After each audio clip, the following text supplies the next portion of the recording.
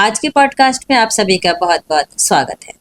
साथियों, हमने अब तक जो वीडियोस बनाए, पॉलिटिक्स को लेकर बनाए और चीज़ों को लेकर बनाए, तरह तरह के अलग अलग चीज़ों को लेकर बनाए, लेकिन जो एक समस्या गर्मियों में आती है उसको लेकर तो हमने बात करी ही नहीं। तो हमने सोचा कि क्यों ना घर के एसी जो रोज़ ख़राब हो रहे हैं, कभी चल नहीं रहे हैं, तेज़ गर्मी है, 50 डिग्री तक सेल्सियस तक हमारी गर्मी पहुंच गई, तो सोचा कि क्यों ना कुछ हट के बात की जाए। बहुत हो गई पॉलिटिक्स, अब कुछ घर की बात हो, कुछ काम की बात हो। तो हमारे साथ एक इंजीनियर साहब हैं, जिन्हें मैं दूरदर्शन में भी हमने उनके साथ इंटरव्यू लिया था। बहुत अच्छी जानकारी रखते हैं और आपके भी बहुत काम आने वाली है। तो इंजीनियर साहब हमारे साथ हैं, नाम है उनका आशीष अग्रवाल जी। आपका बहुत बहुत स्वागत है। नमस्कार जी। उस पर 2 टन हमने लिखा देख लिया, अब कहाँ देखें, हम तो वही देखेंगे ना। हम नाम से तो 2 टन का लेके आए हैं, हाँ। लेकिन है वो 1.8 टन का। ओहो। रूम का साइज में वो हमेशा सिर्फ कैलकुलेट करते हैं लंबाई और चौड़ाई। हाँ। ऊंचाई कहाँ गई? अच्छा, स्टेबलाइजर लगाना जरूरी होता है एसी में? कंप्रेशर पे इम्पैक्ट आ सकता है। कंपनी आपको वारंटी देने को मना कर देगी कि ऐसा कि कोई हमने कंपनी का लिया, अंदर उसके एलजी का सामान लगा हुआ है, या एलजी का लिया तो कुछ और लगा हुआ है, तो कैसे हम पहचानेंगे? आपने अगर कंपनी कोई और ली है, उसमें सामान किसी और का निकल रहा है, तो ये पॉसिबल हो सकता है। मतलब हम लोगों ने अपने एसी खुद ही खराब करे। अच्छा, सर्विस कितने दिनों में करानी चाहिए? 2 महीने या 3 महीने बाद एक बार आप सर्विस करवा दीजिए। तो हमें कैसे पता चलेगा कि एसिड वॉश करा है या नॉर्मल वाटर? देखिए, नॉर्मल वाटर में कभी झाग नहीं बनेगा। एसिड वॉश होगा तो वो 15-20 मिनट छोड़ देगा, उससे आप बुलबुले बनते रहेंगे, वो आपको साफ दिखता रहेगा कि कुछ डाला है उसने। अच्छा, कहते हैं ना कि ये कूलिंग नहीं कर रहा तो गैस निकल गई, तो गैस लिया डाल दिया कि कितने की डलेगी भाई, 2000 की, 4000 की, तो ये क्या चीज है? कितनी बार आपने साल में गैस भरवाई है फ्रिज में? देखिए, हमने फ्रिज में नहीं देखा कि गैस डल रहा है, कंप्रेसर उसमें भी है, इसका मतलब हम बेवकूफ बन रहे हैं। बेवकूफ बनते हैं। हाँ। बोले कि आपके इस एसी में से गैस निकल गई है, तो उसको बोलो लीकेज दिखा दे।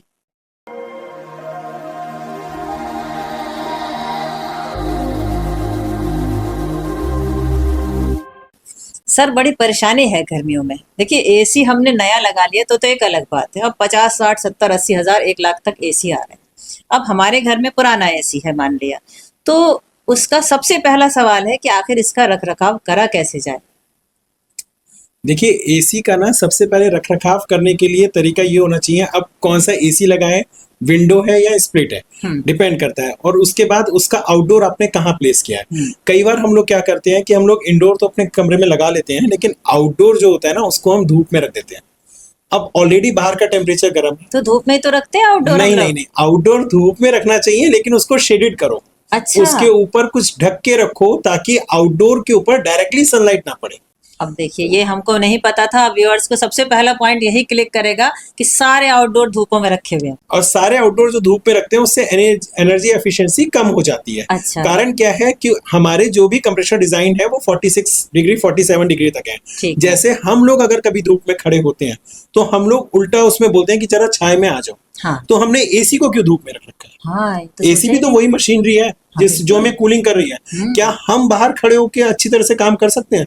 हम धूप में पसीने हो जाते हैं, तो हम उस टेम्परेचर को कैसे एसी को दे रहे हैं? इट्स बेटर कि हम उसको कोई छाया दे दें। Really? आजकल लोग सोलर पैनल लगा रहे हैं, हम उसके नीचे ही रख दें। सोलर पैनल अपने आप में एक छाया है, छत पे ही रखा हुआ है। हम लोग फाइबर की शीट डालते हैं घर पे जाल के ऊपर, उसके आसपास रख दें ताकि उसकी छाया रहे। मैं ये नहीं कह रहा हूं कि आउटडोर को ऊपर प्लेस मत करो, लेकिन मैं ये जरूर कह रहा हूं कि आउटडोर को जहां पे भी प्लेस करो वहां पे जितना हो सके शेड दे दो, ताकि आउटडोर जो है वो फ्रेश हवा तो ले, लेकिन डायरेक्टली सनलाइट उसके ऊपर ना पड़े। इससे एनर्जी भी ज्यादा अच्छी रहेगी, आउटडोर की लाइफ भी बढ़ेगी, एसी की कूलिंग भी अच्छी रहेगी। जो आजकल की गर्मियों में होता है ना कि हमारा एसी ट्रिप कर गया, तो ट्रिप क्यों कर रहा है? क्योंकि वो टेम्परेचर तो खुद ठंडा करने में लगा रहा था अपनी जान, और उसी समय उसने और बाहर का टेम्परेचर और मिल गया, तो ओवर एक्सीड हो गया। कंप्रेसर इतने तक कहाँ वर्क करेगा, इसलिए वो टेम्परेचर ट्रिप कर जाते हैं एसी। दूसरा क्या होता है कि हमारा जब हीट हो जाती है ज्यादा, तो हम लोग क्या करते हैं, आजकल अंडर टनेज एसी ले आ रहे हैं। हाँ। हम लोगों को पता नहीं होता, हम लोग सिर्फ दुकान पे जाते हैं और वहां पे बोलते हैं भाई हमें एसी दे दो, लेकिन वो अंडर टनेज भी होता है। जैसे कहने के लिए वो 1.5 है, पेपर्स पे वो 1.5 टन है, लेकिन वो 1.5 टन है नहीं एक्चुअल में। कैसे? ये आजकल कंपनियों ने कॉस्ट कटिंग के कारण करना शुरू कर दिया है।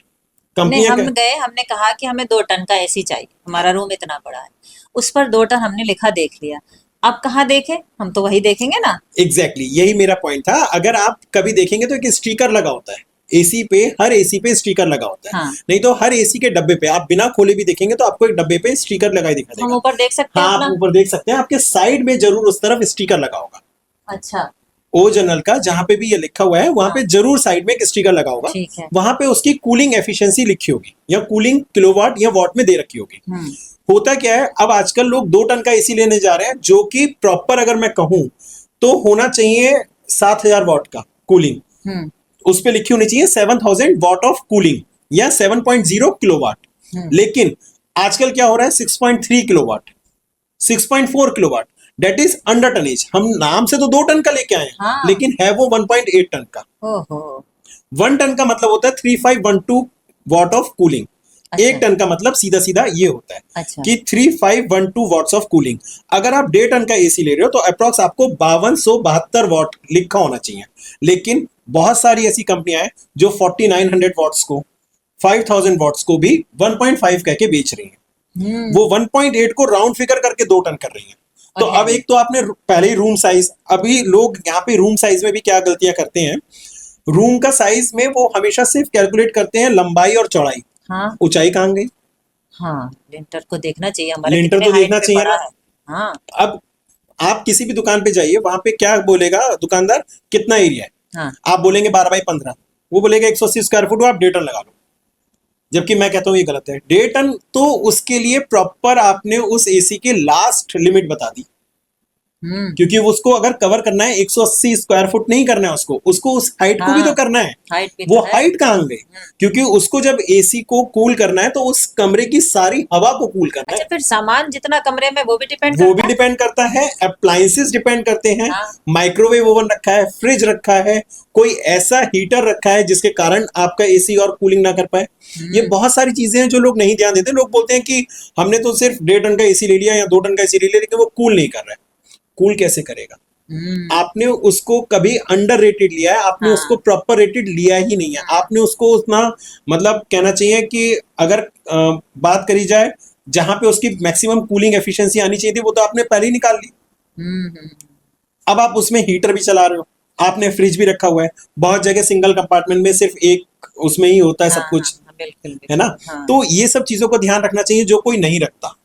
अगर आप कभी भी कोई भी एसी लेने जाएं तो आप सबसे पहले उसके चिट देखें, जो कि आउटर बॉक्स पे भी लिखा होगा, इनसाइड भी होता है, इंडोर पे कोई नहीं खोल के दिखाएगा। मैं कहता हूं आउटसाइड देख लीजिए कितने वॉट ऑफ कूलिंग वो क्रिएट कर रहा है। कस्टमर को नॉलेज नहीं होती, उसको बोल दिया जाता है ये 2 टन का एसी है सर, और वो 2 टन की जगह 1.8 लेके आया, पहले ही वो कम लेके आया है, हाँ। या 1.7 लेके आया है।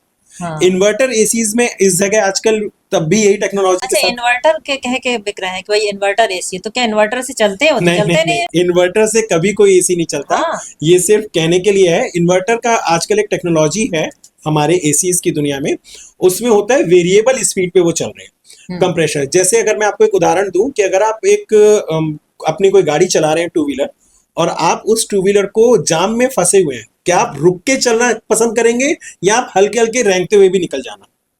तो शायद आंसर होगा कि हल्के हल्के रेंगते हुए मैं निकल जाऊं, पर रुकू नहीं। सेम यही केस इन्वर्टर टेक्नोलॉजी करती है। जब उसको रिक्वायरमेंट होती है कि आपका कमरा गर्म हुआ है, वो अपने आप को फास्ट स्पीड करेगा, कूलिंग तेज करेगा, और उसके बाद जैसे ही उस कमरे का टेम्परेचर उतना आ जाएगा, वो अपनी कूलिंग को डाउन करता चला जाएगा, अपनी स्पीड को कम करता चला जाएगा, ताकि आपकी एक तो एनर्जी सेविंग हो, दूसरा अब आपको एक डिजायर्ड टेम्परेचर मिले जो आपको दूसरे नॉन इन्वर्टर एसीज में नहीं मिलता था। क्योंकि इसमें क्या है, जैसे ही आप उस टेम्परेचर के पास आते हैं तो आप अपने आप को हल्का करते चले जाते हैं। इतना हल्का हो जाता है कि आपको सिर्फ वो टेम्परेचर मेंटेन रखना है, उसको आपने खोया नहीं है, वो आपके बिल्कुल पास पड़ा है, अब आप उसके पास तक पहुंच चुके हैं। जैसे कोई अगर रेस वाला होता है, वो भाग रहा होता है अगर रेस में, तो उसको मालूम होता है मेरे पास फिनिशिंग पॉइंट आ गया ना, तो वो थोड़ा अपने आप को हल्का कर सकता है। लेकिन अगर उसके पास फिनिशिंग पॉइंट ही नहीं है तो वो भागता रहेगा। तो ये चीज होती है इन्वर्टर, वेरिएबल स्पीड पे काम करते हैं। ये इन्वर्टर टेक्नोलॉजी इन्वर्टर पे काम नहीं करती है कि सिर्फ इन्वर्टर पे चला दिया। हाँ, लेकिन जब इनका स्टार्टअप होता है, जब ये ऑन होते हैं, तो इतने लो वोल्टेज से होते हैं कि इन्वर्टर इनका वजन उठा सकता है। अच्छा। अगर हम कहें तो अच्छा, स्टेबलाइजर लगाना जरूरी होता है एसी में? स्टेबलाइजर हमेशा लगाना जरूरी होता है। आजकल नॉन इन्वर्टर एसीज तो बंद हो गए हैं, इन्वर्टर एसीज ही अब ज्यादा आ रहे हैं, और इनमें पीसीबी लगी होती हैं जो कि काफी कीमती होती हैं, ठीक अच्छा। है, या महंगी। आपको अगर ये नहीं आपने स्टेबलाइजर लगाया कोई अच्छा और वोल्टेज फ्लक्चुएशन है कहीं, तो पीसीबी पे डायरेक्टली इम्पैक्ट आता है, कंप्रेशर पे इम्पैक्ट आ सकता है। कंपनी आपको वारंटी देने को मना कर देगी कि मैं आपको इसमें वारंटी नहीं दे रही हूँ, और पीसीबी खराब हो गई तो 18-19 हज़ार या 20 हज़ार का नुकसान तो कहीं नहीं गया, मिनिमम आप मान के चलेगा। तो मेरा ये मानना है कि अगर 4-5 हज़ार का हम स्टेबलाइजर लगा भी लेते हैं तो उसमें कोई बुराई नहीं है, कम से कम आपका वोल्टेज फ्लक्चुएशन रुकेगा, प्रॉपर वोल्टेज मिलेगा एसी को, एसी की लाइफ ही आपकी बेहतर है। हम्म। अच्छा, हम लोग टेम्परेचर जो रखते हैं वो 16 पर या 20 पर रखते हैं, तो कितने पर रखना चाहिए सही, जिससे एसी की लाइफ बनी रहे? टेम्परेचर देखिए, सबसे ज्यादा सूदिंग टेम्परेचर इसीलिए अब कंपनी ने कर दिया है 24 डिग्री सेल्सियस, कि जब भी आप ऑन करेंगे तो पहले आपका टेम्परेचर स्टैंड बाय पे ऑन होने के बाद हाँ, अपने आप ऑटोमेटिकली 24 पे सेट है।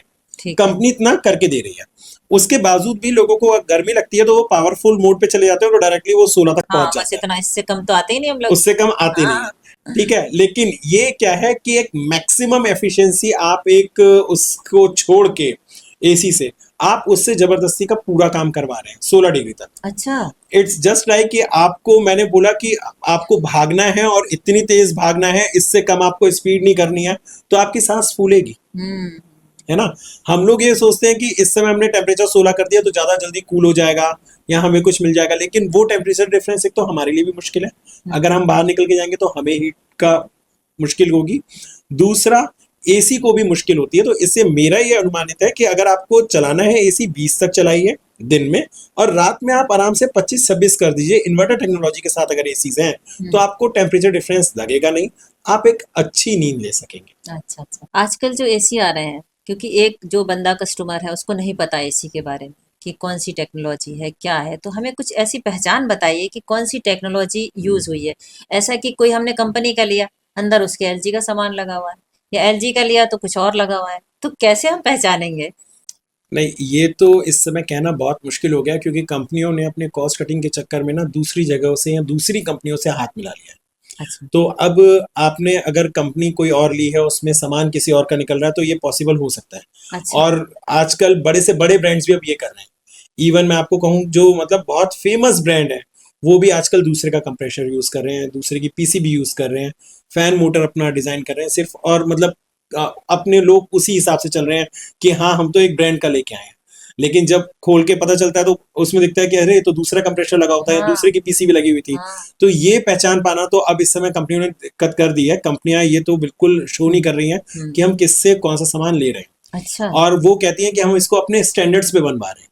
ये स्टैंडर्ड्स हमारे और कोई भी पूरे नहीं करता। लेकिन मुझे ये लगता है, जो मेरा अपना पर्सनल एक सोच है, कि क्यों नहीं हम अपने आप से क्यों नहीं बना पा रहे उस चीज को, जब हम इतने फेमस थे तो। इंडिया में नहीं बनता? इंडिया में बनते हैं, लेकिन इंडिया में भी हम दाएं बाएं के वेंडर से लेते हैं। जो अच्छा। कंपनियां पहले ऑलरेडी सेटअप है हम उनसे लेते हैं, जो कंपनियां जिस चीज में महारत हासिल कर चुकी है हम उनसे लेते हैं। जब हमारा अगर अपना रिसर्च एंड डेवलपमेंट सेंटर है, अगर हम आखिर नंबर 1 बने थे, तो नंबर 1 हम किसी दूसरे से खरीद के तो नहीं बने होंगे ना। तो बिल्कुल। अगर हमारे अपना रिसर्च एंड डेवलपमेंट था तो हमने वो फिर यहाँ पे क्यों नहीं सेटअप किया इंडिया में। और अगर हमने इंडिया में सेटअप नहीं करा कहाँ तो से आ रहे हैं फिर एसी, कहाँ बन रहे हैं? इंडिया में है, निमराना में बनते हैं, चेन्नई में बनते हैं, पुणे में बन रहे हैं एसी। लोकल अब मार्केट से अब सारी चीजें परचेज करी जा रही हैं, वरना पहले थाईलैंड से एसी आते थे, अच्छा। जापानीज एसी आते थे। वो भारी भी होते थे, वजनी होते थे, टिकाऊ होते थे, और सबसे अच्छी बात कि उनमें ना प्रॉपर जितनी कूलिंग लिखी होती थी वो उतनी कूलिंग करते थे। थाईलैंड के जो एसी अच्छा। होते थे, मेड इन थाईलैंड, हाँ। जिसमें आज भी 2-3 कंपनियां हैं बड़ी बड़ी जो कौन सी सिर्फ कंपनी लाती है अभी भी? ओ जनरल है, लेकिन और मित्सुबिशी इलेक्ट्रिक है और मित्सुबिशी हैवी है। अच्छा। लेकिन अब इन्होंने भी क्या किया कि 2 टन तक के एसी जितने भी हैं, ओ जनरल ने भी ये कर दिया है कि 2 टन का एसी अगर है तो वो इंडिया में बनेगा, 2 टन से अबव का एसी वो थाईलैंड से इंपोर्ट कर रहे हैं अच्छा। एक्साइज ड्यूटी के कारण। कितने का है मित्सुबिशी का? मित्सुबिशी कॉस्ट कर जाता है अप्रॉक्स 76,000 टू 78,000, 2 क्योंकि टन? हाँ 2 टन। लेकिन प्रॉब्लम यही होती है ना कि लोगों को अपना बजट दिखता है, उन्हें वो कूलिंग नहीं दिखती, उन्हें वो एफिशिएंसी या तो उन्हें वो बजट जितना होगा उसी में तो लेंगे। मैडम, लेकिन ड्यूरेबिलिटी के साथ अगर आप उसके ऊपर पैसे लगाते रहेंगे, या आप उसको दिन में जब आपको यूज करने के लिए हो और अगर आप तब यूज ना कर सके, तो वो भी तो फायदा नहीं देखता ना। कि आपने उस समय पैसा बचा लिया, लेकिन अब आप बोल रहे हैं कि अभी एसी कूल नहीं कर रहा है मेरा, तो क्या फायदा। अच्छा, 1 टन का एसी कितने बड़े रूम में लगना चाहिए? देखिए, 1 टन का एसी 90 स्क्वायर फुट तक के रूम में या 100 स्क्वायर फुट तक के रूम में लग जाना चाहिए, बस इसके ऊपर बस। नहीं। अच्छा। जिसमें आप स्क्वायर फुट में कह रहा हूं, अभी भी मैं आपको उसमें हाइट नहीं लिया, जबकि मैंने भी आपसे हाइट कहा था। मैं अगर आपको सीधा से एक आपको फॉर्मूला बताऊं तो क्या है, आप 10 बाई 10 को मल्टीप्लाई कर लीजिए, 100 हो गया, उसको आप डिवाइड कर दीजिए 10 से, तो ऑटोमेटिकली 1 टन आ गया। अच्छा।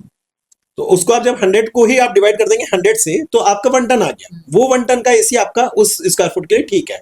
जैसे अगर आपका 12 बाई 15 का रूम है, तो that is called 180 square foot. 180 को आप डिवाइड कर लीजिए 100 से, तो 1.8 आ गया। तो 1.8 टन का उसमें लगना चाहिए, लेकिन क्या करते हैं, 1.5 टन का लगाते हैं, जो कि उसकी मैक्सिमम लिमिट थी। नहीं, गए तो थे 2 टन का लेने, अब दे दिया उन्होंने 1.8 का, तो क्या करें। तो इसीलिए तो ना मैंने बोला है आपको कि अगर आप देख सकें तो किलोवाट ऑफ कूलिंग में देख लीजिए, उसमें पक्का लिखा होगा कि कितने किलोवाट ऑफ कूलिंग ये प्रोड्यूस कर रहा है। तो आप उस चीज को मान के चलिएगा कि आप अंडररेटेड एसी ले रहे हैं या आप पक्का वो वाला एसी ले रहे हैं जितना उसका स्टार रेटिंग में दिया हुआ है या जितना उसका रेटेड कूलिंग कैपेसिटी दी है। अगर आप अंडररेटेड लेंगे तो कभी आपको वो कूलिंग एफिशिएंसी नहीं मिलेगी, बत्ती का बिल ज्यादा आएगा, आपका टेम्परेचर वहां तक नहीं पहुंचेगा कभी, और आपको दिक्कत होगी कि आपका एसी दिन में अच्छा काम नहीं कर रहा है, खास तौर से गर्मी। टेक्नोलॉजी आजकल कौन सी यूज हो रही, कैसे हमें पता चलेगा। टेक्नोलॉजी पे ना आजकल लिखा गया है, वैसे भी मैंने पहले भी बताया था कि इन्वर्टर टेक्नोलॉजी अब आ गई है हमारे इसमें भारतीय मार्केट में भी। और इन्वर्टर और नॉन इन्वर्टर, पहले जो एसी चलते थे वो नॉन इन्वर्टर होते थे। नॉन इन्वर्टर एसी के साथ क्या होता था कि वो सडन स्टॉप होते थे और सडन ऑन होते थे। तो उनमें क्या था कि कंप्रेसर जो है वो उसने आपका एक डिजायर्ड टेम्परेचर अचीव करने की कोशिश करी। मान लीजिए आपने 24 डिग्री सेट कर रखा है, वो 24 तक की जगह 23 तक या 22 तक पहुंचा, अब वो कट ऑफ हो गया टेम्परेचर, जैसे कि पहले होता आया था। फिर उसके बाद जब वो टेम्परेचर 26 में पहुंचेगा तो अगेन वो ऑन होगा। तो अगर मैं आपको कहूं तो 4 डिग्री का वेरिएशन आया टेम्परेचर में, 22 पे जाके कट ऑफ हुआ और 26 पे जाके ऑन हुआ, तो आपको 4 डिग्री का टेम्परेचर डिफरेंस मिला नॉन इन्वर्टर के केस में। अगर यही चीज हम रात में सो रहे होते तो हमें ठंड लगती है। हाँ। इसी चीज को कंपनीज ने क्या किया कि इन्वर्टर एसीज के रूप में लाए। अच्छा। उसमें क्या है, स्पीड को वेरीज कर सकते हैं। स्पीड वेरीज जब हो गई तो आपका टेम्परेचर डिफरेंस भी कांस्टेंट हो गया। मतलब अब आपको सिर्फ वेरिएशन मिल रहा है 0.5 to 1 डिग्री का सिर्फ। अब आपके एसी कट ऑफ नहीं हो रहा है, वो अगर आपने 24 डिग्री डिजायर्ड टेम्परेचर सेट किया है तो वो 24.5 के आसपास आके वो अपने आप को स्लो डाउन कर लिया है कि वो उसने 24.5 मेंटेन रखा। हमें 24 पे ही चलाना चाहिए। हाँ। है ना, इससे ज्यादा नहीं चलाना। उससे ज्यादा चलाने से ना आप देखिए, एक तो बत्ती का बिल बहुत देने वाले हैं, दूसरा एसी की आप उतनी जल्दी लाइफ लेने वाले हैं। ये सिर्फ लोगों को वहम होता है कि मैंने 16 पे चलाया तो ज्यादा ठंडा करेगा। अगर आप 24 पे चलाए हैं और आपने अगर रूम का दरवाजा खोल दिया तो वो भी कभी कट ऑफ नहीं करेगा। तो 16 पे चलाने से सिर्फ आजकल इलेक्ट्रॉनिक एक्सपेंशन वाल्व आ गए हैं एसीज के अंदर, ये इन्वर्टर टेक्नोलॉजी की ही देन है इलेक्ट्रॉनिक एक्सपेंशन वाल्व। उसके साथ क्या होता है कि वो अमाउंट ऑफ रेफ्रिजरेंट जो आपके इसके अंदर गैस चल रही है वो उसको उतना खोलते हैं जैसे पानी की टंकी से आप पानी निकालते हैं। आपने अगर घर पे पानी की टंकी खोली है तो अब आप कितना तेज खोल रहे हैं, कितना स्लो। अच्छा। सेम ये टेक्नोलॉजी उन्होंने इलेक्ट्रॉनिक एक्सपेंशन वाल्व के थ्रू दी। वो जो गैस हम लोग डलाते कि गैस लीक कर गई, तो हमने अगर मान लीजिए 16 पर चला रहे हैं, नॉर्मली लोग 16 पर ही चलाते हैं, मैं भी 16 पे ही चलाती हूँ, लगता है 24 पे चल रहा है, अरे ये तो वो ठंडा ही नहीं करेगा। तो जो गैस कंज्यूम हो रही है वो भी डिपेंड करती है इस नंबर पे। नहीं, गैस कभी कंज्यूम ऐसे नहीं होती, गैस कभी लीकेज तब तक नहीं होगी जब तक उसके ऊपर कोई एक्सटर्नल इम्पैक्ट ना पड़ा हो। जैसे बंदर ने तोड़ दिया पाइप, ठीक है, या हमसे कोई पेचकस लग गया, या एसी की लाइफ, जैसे नाले के पास कहीं घर है तो एसी का कंडेंसर वहां पे गल जाता है क्योंकि उसमें से निकलने वाली हार्मफुल गैसेस एसी के आउटडोर को खराब कर देती हैं। ठीक है, इन चीजों को ध्यान नहीं रखा, या हमने एसी के आउटडोर की सर्विस नहीं करवाई हमें टाइमली, बल्कि मैं तो कहता हूं कि एक हफ्ते के अंदर भी अगर आप रोज ऊपर जाके एक हल्के से पानी भी उस पे मार देते हैं एसी पे तो भी एसी का आउटडोर ज्यादा साफ रहेगा। अच्छा। एक तो ज्यादा मेंटेन रहेगा, एनर्जी एफिशिएंट रहेगा। मतलब हम लोगों ने अपने एसी खुद ही खराब करे। हाँ, कहा जा सकता है क्योंकि देखिए जानकारी नहीं है तो खराब हो रहे हैं। जानकारी यही तो एक चीज है ना कि हमारे को किस तरह से एसी को बचाना है। हम अपनी शर्ट गंदी नहीं करते, हम अपने जूतों को साफ रखते हैं, लेकिन हम एसी को क्या सोचते हैं कि वो सर्विस सेंटर वाला आएगा तब कर देगा। अच्छा, सर्विस कितने दिनों में करानी चाहिए? प्रोबेबली देखिए, अगर मैं एक आम जानकारी में बोलूं तो एक आम जनता को तो हफ्ते के अंदर तो ऊपर जाके आउटडोर पे खुद ही पानी लगा दे, अच्छा। बस वो उस समय एमसीबी बंद कर दे या मेन स्विच बंद कर दे कि करंट लग जाए, करंट ना लगे। तो उसके कारण बस वो बंद कर दे और आराम से उसमें वो पीछे जो कंडेंसर है जहाँ पे फैन के अपोजिट डायरेक्शन में जो पीछे हाँ, दे हाँ, रखा होता है हाँ, कॉइल, बिल्कुल। उसमें वो पानी मार सकता है। ठीक है। ठीक है, और पानी मारने के बाद वो तुरंत ना चलाए, क्योंकि पानी थोड़ा सा सूखने दे। चलते अच्छा। हुए एसी में वो बिल्कुल ना चलाए। अरे बल्कि मैं तो ये भी कहता हूं कि अगर बारिश हो रही है तो आप एसी को ना चलाएं, अगर आपने शेड में नहीं रखा है, क्योंकि बारिश हो रही है, वो पानी किस पे आएगा? कंडेंसर पे। कंडेंसर से कौन खींच रहा है? फैन। और फैन वो छींटे कहाँ दे रहा है? पीसीबी पे। जब भी पीसीबी खराब होती है रोज इसीलिए हमारी। पीसीबी खराब हो जाती है। यही बात है। लोग वो बताता कोई नहीं है कोई कि नहीं पीसीबी बताता। क्यों खराब हुई, हाँ, वो बोलते हैं बस हो गई। हो गई। कैसे हो गई? हाँ, बताओ ना कि कैसे होगी, तो आगे से ना ध्यान क्योंकि रखा जाए। पानी की तेज धार आ रही थी, वो फैन ने हाँ, खींची अपनी तरफ, वो पीसीबी को दी। वो पीसी की तरफ उड़ गई। ये जितना है वो बात। उड़ी, वो पानी की छींटे गई, इलेक्ट्रॉनिक हाँ, आइटम था, खराब तो होना निश्चित था। तो जो अंदर से लोग आके सर्विस करते हैं ऐसे हम्म। बैग बैग लगा के, वो कितने दिन में करानी चाहिए? नॉर्मली 2 महीने या 3 महीने बाद एक बार आप सर्विस करवा दीजिए, वो बैग वाली। हम्म। और सीजन ऑफ जब हो रहा होता है ना, तो करवा के रखिए वो एसी की सर्विस। अच्छा। लोग क्या करते हैं गलतियां, कि सीजन ऑफ हो गया, जब हम सीजन स्टार्ट होगा ना तब करवा देंगे। हाँ, तभी कराते हैं। तब नहीं करवानी चाहिए। क्यों? क्योंकि अभी जो डस्ट थी, वो जो मॉइस्चर के साथ उस पर चिपक गई, वो 6-8 महीने तक उसके ऊपर चिपकी रही। जो आपके रिमेनिंग आपने नहीं चलाया, सही सही वो बात। उसके ऊपर चिपकी रही, तो वो और हार्ड हो गई, वो इतनी बिल्कुल। आसानी से रिमूव नहीं होगी। हाँ। अब क्या करते हैं लोग? एसिड वॉश करवा देते हैं। भाई टेक्नीशियंस को या जो सर्विस सेंटर वाले होते हैं, वो ये चाहेंगे कि बस मैं जल्दी से कर दूं, तो वो एसिड डाल देंगे उसके ऊपर। एसिड वॉश आता है, उससे कर दिया कि साहब देखिए इससे झाग बन रहा है, इससे आपकी झाग बन के ना ये सारी इसने गंदगी काट दी, लेकिन उसने कॉइल को भी तो काट दिया, एसिड है ना। हम्म। तो अवॉइड तो यूजिंग हमें एसिड। कैसे पता चलेगा कि एसिड वॉश करा है या नॉर्मल वाटर? देखिए, नॉर्मल वाटर में कभी झाग नहीं बनेगा। नॉर्मल वाटर को सिर्फ आप जैसे भी आप उसमें पानी मारेंगे, तो वो सिर्फ कालापन या गंदगी काटेगा, निकालेगा। लेकिन जब एसिड वॉश होगा तो वो 15-20 मिनट छोड़ देगा उसको, एक फोम बन के आता रहेगा, बुलबुले बनते रहेंगे, वो आपको साफ दिखता रहेगा कि कुछ डाला है उसने। सीजन जब ऑफ हो जाता है, तब हमें एसी को ढक के रखना है, क्या करना है? ये तो देखिए बहुत एक सीधी सी चीज है, कि जैसे हम अपने मोबाइल की केयर करते हैं ना, वैसे हम अगर एसी की भी केयर करें तो वो बहुत चलेगा। हम एसी को ढक के रखें पूरा प्रॉपर तरीके से। आउटडोर को भी? आउटडोर को भी। आउटडोर कुछ अलग नहीं बना होता है, काय से ढकना है? इसके कवर आते हैं। जैसे अच्छा। वॉशिंग मशीन का कवर आता है वैसे इसके कवर आते हैं। लो, हमें यही नहीं पता था। जैसे कार के कवर आते हैं वैसे इसके कवर आते हैं, आउटडोर के भी इंडोर के भी। तो दोनों आप को कवर लगा के हाँ, रखना दोनों चाहिए। को कवर लगा के रखिए। आपको उसमें आपने सर्विस करवा ली, हम्म। उसके बाद आपने उसको ढक के रखा है, एसी सेफ हो गया। उस पर डायरेक्टली मॉइस्चर नहीं आ रहा, डायरेक्टली रेन वाटर नहीं आ रहा, डायरेक्टली कोल्ड एयर नहीं पड़ रही है, हाँ। तो उसकी लाइफ बढ़ेगी, लोहे पे जंग नहीं लगेगी। बाकी का जो आउटर हिस्सा है उस पे तो लोहा है ना, हाँ। पीसीबी पे तो मॉइस्चर जा सकता है ना। हम्म। या तो आपके पास हॉट एंड कोल्ड एसी हो, बिल्कुल। कि अगर आप hot and cold AC use कर रहे हैं तो आपका देखिए 12 महीना वो यूज हो गई होगा, हम्म। कि सर्दियों में भी आप यूज कर रहे हैं। नहीं तो अदरवाइज मैं तो यही कहूंगा कि हमेशा ढक के रखिए उसको। एक नया एसी लिया हमने और उसको इंस्टॉल कराना है, तो इंस्टॉलेशन के टाइम क्या क्या चीजों का ध्यान रखना है? ये सबसे प्रमुख क्वेश्चन है, क्योंकि इंस्टॉलेशन के समय ना हम लोग सिर्फ एक जल्दबाजी में होते हैं कि हमारे घर में एसी लग जाए, हम्म। और हम लोग उन सावधानियों को बिल्कुल छोड़ देते हैं जो हमारे को उस समय लेनी चाहिए, और ना ही कोई लगाने वाला, इंस्टॉल करने वाला उन सावधानियों को रखता है। जैसे पहला, हमेशा एसी को कभी भी लगाएं इंडोर को, तो आप उस दीवार पे लगाने की कोशिश करें जहां से अपोजिट दरवाजा ना हो। अच्छा। अगर दरवाजा होगा तो सारी हवा तो एक बार में बाहर निकल गई, बिल्कुल। अपोजिट साइड में उसके दरवाजा ना हो।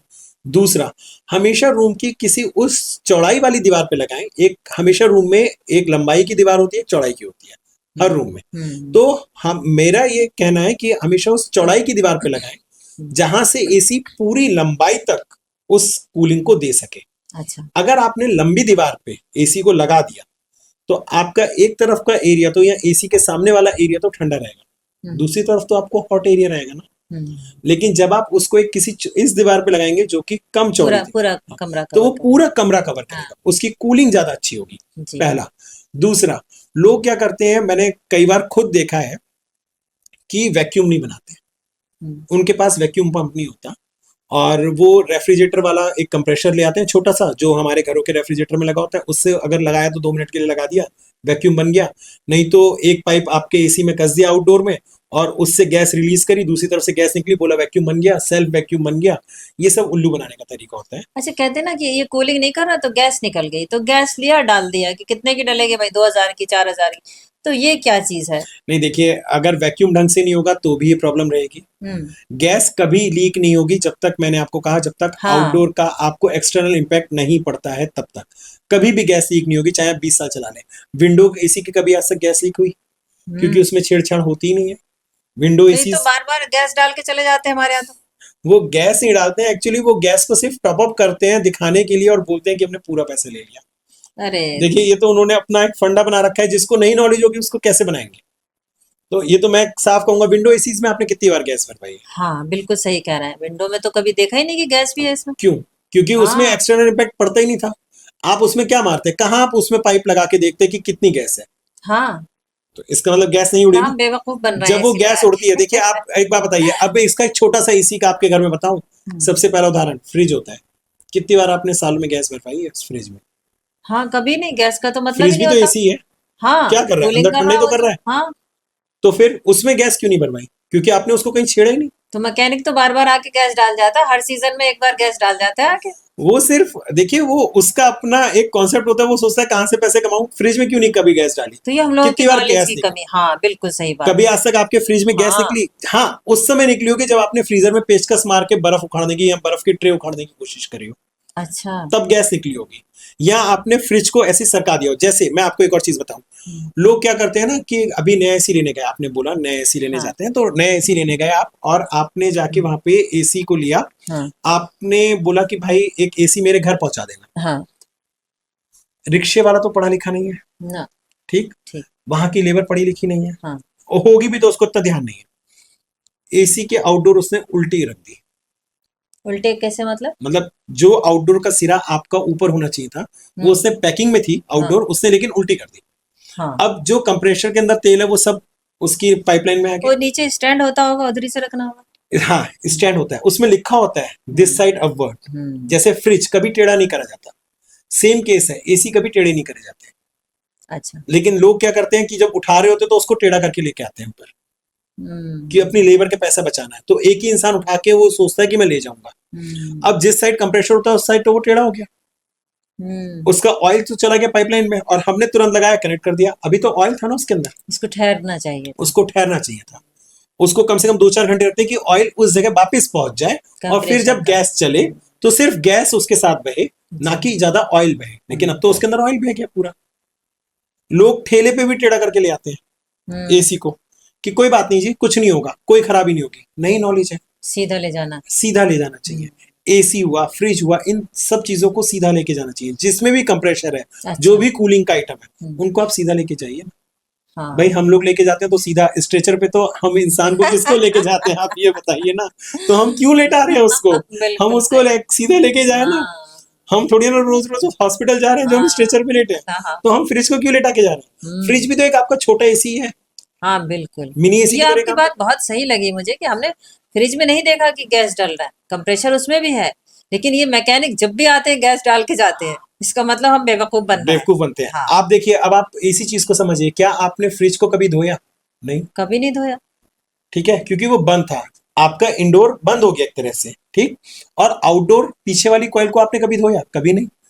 हमारी आउटडोर की कॉइल क्योंकि ऊपर रखी है, तो उसपे गर्मी का, सर्दी का, बरसात का, आंधी का, तूफान का सबका प्रभाव हो रहा है। आपको उसको धो के साफ ही तो करना है। यही तो केस है फ्रिज का। बिल्कुल, बिल्कुल। आप फ्रिज के अंदर क्या कूड़ा करकट थोड़ी डालते हैं? तो जब फ्रिज के अंदर नहीं है, तो ये जो हमने झाड़ू लगाई, वो एसी चल रहा होता है, हाँ, वो हवा खींचता है।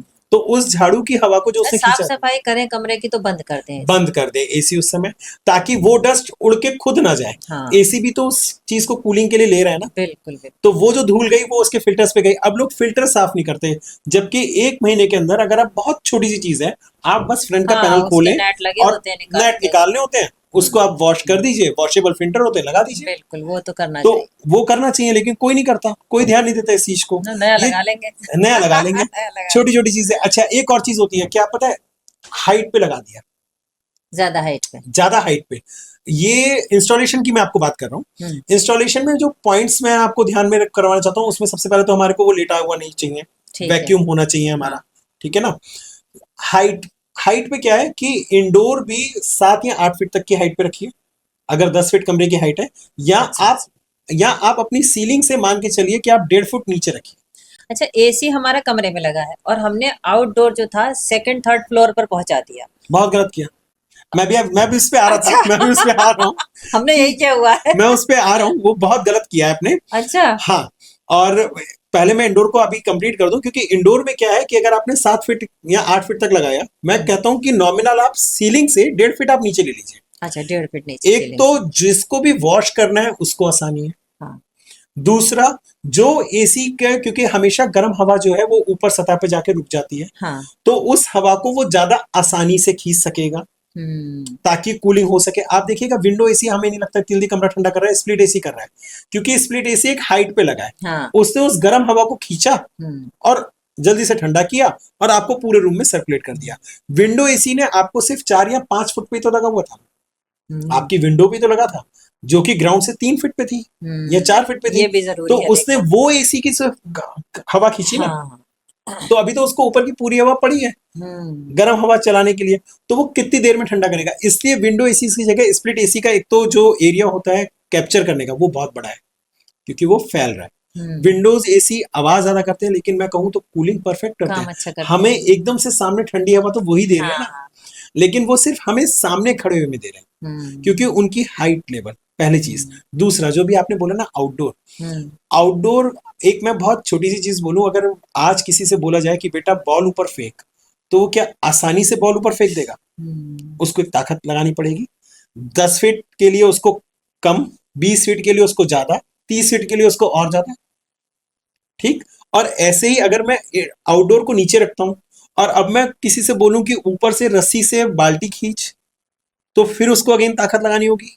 10 फीट के लिए कम, 20 फीट के लिए उससे ज्यादा। इसका मतलब आउटडोर भी पास होना चाहिए थोड़ा। आउटडोर पास होना चाहिए, हाँ। आउटडोर लेवल पे होना चाहिए। कंपनियां ये कहती हैं कि मैं 20 मीटर तक का, मतलब मैक्सिमम जो बड़ी 20 कंपनियां फीट हैं अच्छा अच्छा। वो 20 मीटर तक का गैप या हाइट डिफरेंस दे रही हैं, लेकिन आप जितना किसी भी प्रोडक्ट से उसकी मैक्सिमम चीज तक पहुंचोगे, हाँ। आप उसकी लाइफ को उतना कमजोर कर रहे हो। हम्म।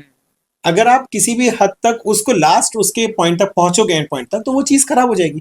क्या हम गाड़ियों को 180 की स्पीड में भगाते हैं? नहीं। लिखा तो होता है, लेकिन हम चलते तो 60-70 ही है ना। हाँ। तो हम इनके साथ क्यों ऐसा कर रहे हैं? फिर वो बोलते हैं कि हम इसमें ना एक काम करते हैं, गैस टॉप अप कर दीजिए, जितना आपका प्री चार्ज और है इसके अलावा वो सारी चार्जिंग पूरी हो जाएगी। लेकिन जब कंप्रेशर नीचे से ऊपर की तरफ गैस फेंक रहा है, तो उसको पंप करना है, कंप्रेशर को ताकत लगानी है ऊपर फेंकने की।